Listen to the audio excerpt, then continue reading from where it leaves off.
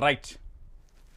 ఇది ఎవరండి? ఒకసారి మీరు మళ్ళీ నూరి తెలంగాణ బిడ్డలారా, వారసత్వ పార్టీలు అధికారంలో ఉంటే కుటుంబాలు బాగుపడ్డాయి, రాష్ట్రాలు నాశనమైనవి. ఎవరు చెప్పిల్లు ఇది?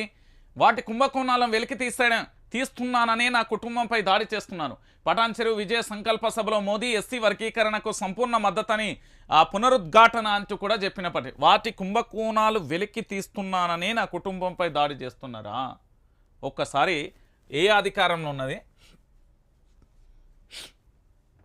ఒకసారి చూడాలి. ఇది బీజేపీ పార్టీకి సంబంధించి వారసత్వ రాజకీయం. బీజేపీలో వారసత్వ రాజకీయం ఎక్కడిది అని అడిగేటోళ్లకు అసలు బీజేపీకి సంబంధించి ఇన్నాళ్ళు కుక్కలు మురిగినట్టు మొరిగిలు బీఆర్ఎస్ పార్టీ మీద, భారత రాష్ట్ర సమితి పార్టీ మీద కుక్కలు మురిగినట్టు మొరిగిరు. ఏమని చెప్పిళ్ళు? లేదు గట్లెట్టుంటుంది, మొత్తం కుటుంబ పాలన చేసిండు కేసీఆర్, మొత్తం అది చేసిండు ఇది చేసిండు అని చెప్తారు కదా. ఒక్కసారి వాళ్ళందరికీ కూడా భారతీయ జనతా పార్టీకి సంబంధించి ఎవరెవరైతే కేసీఆర్ మీద కావాలని పనిగట్టుకొని ఇది కుటుంబ పాలన కుటుంబ రాజకీయాలను చేసిన జాతీయ పార్టీ అయినా రాష్ట్ర పార్టీ అయినా ఒకసారి మీరందరూ కూడా చాలా క్లారిటీగా కూడా ఈ దృశ్యాన్ని చూడుర్రి, మీరే సమాధానం చెప్పుర్రి. ఇవి ఒక్కసారి చూడు. ఇక్కడ ఏం కనబడుతుంది? బీజేపీ వారసత్వ రాజకీయం ఇది. తండ్రి పేరు అమిత్ షా అండి, కేంద్ర మంత్రి. వీళ్ళ కొడుకు పేరు జై షా, బీసీసీఐ సెక్రటరీగా పనిచేస్తున్నారు. ఒకటి. రెండోది, ఇక్కడ హిమాచల్ ప్రదేశ్ మాజీ సీఎం ధుమాల్ అనుకుంటా, వాళ్ళ ఈ యొక్క కొడుకు అనురాగ్ ఠాగూర్ ప్రస్తుత కేంద్ర మంత్రి కూడా. మరి భారతీయ జనతా పార్టీ నేతలు బాగానే చెప్తారు కదా నీతులు. ఇప్పుడు ప్రధాని నరేంద్ర మోడీ తెలంగాణ రాష్ట్రానికి వచ్చిండు, వచ్చి ఏం చెప్పిండు? వారసత్వ పార్టీలు అధికారంలో ఉంటే కుటుంబాలు బాగుపడ్డాయి, రాష్ట్రాలు నాశనమైనాయి అని చెప్పాలి. మరి ఇక్కడ ఏంది? అమిత్ షా ఉన్నాడు. మరి ఏ రాష్ట్రం నాశనమైంది? క్రికెట్ మొత్తం నాశనం అయిపోయిందా? ఇది ఎవరు? భారతదేశ ప్రధాని నరేంద్ర మోడీ గారే చెప్పాలి సమాధానం. వాస్తవం కదా. ఆ తర్వాత ఏం జరిగింది? హిమాచల్ ప్రదేశ్కు సంబంధించి తండ్రేమో మాజీ సీఎంగా ఉన్నాడు, దాని తర్వాత అదే వాళ్ళ కొడుకేమో అనురాగ్ ఠాగూర్. ఇది కుటుంబ వారసత్వం కాకపోతే ఏంటి సార్ మోడీ గారు?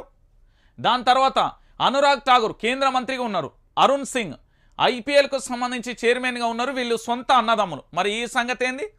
కుటుంబ రాజకీయాలు ఎక్కడనే నేను చెప్తున్నా. రాజ్నాథ్ సింగ్ ప్రస్తుతానికి సంబంధించి రక్షణ శాఖ మంత్రిగా ఉన్నారు. వాళ్ళ యొక్క కొడుకు పంకజ్ సింగ్ ఎమ్మెల్యే నోయిడా నుంచి ఉన్న పరిస్థితి.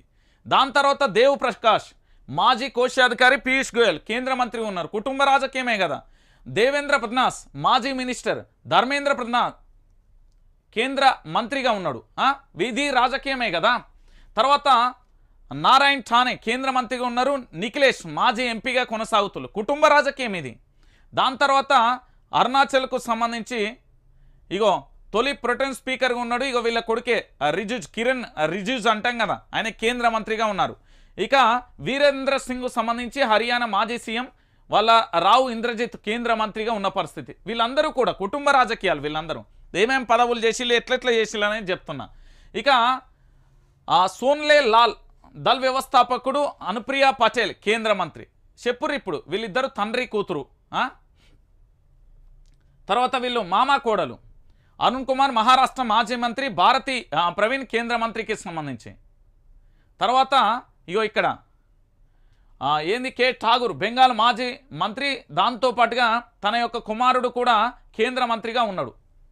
యజూర్ మాధవరావు కాంగ్రెస్ మాజీ నేత, వాళ్ళ జ్యోతిరాదిత్య కేంద్ర మంత్రిగా కొనసాగుతున్నారు.